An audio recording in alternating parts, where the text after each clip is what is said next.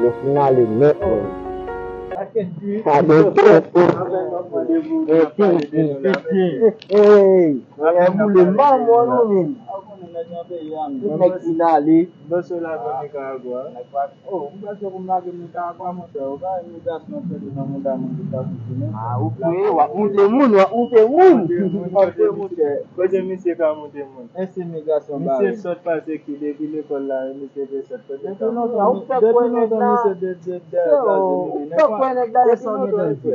Sot, ou te sot debi tou fit soumen. Sot, mba jem pase l'ekol. Sou kounya ou ka fon bay, se grasa bon de bon vat konan. Ou prako yon. Ou yon prako.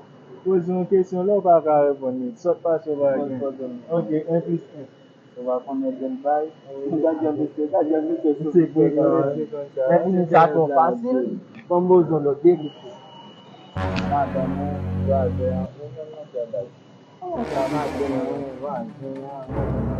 Vamos aqui, dá pra cortar ali?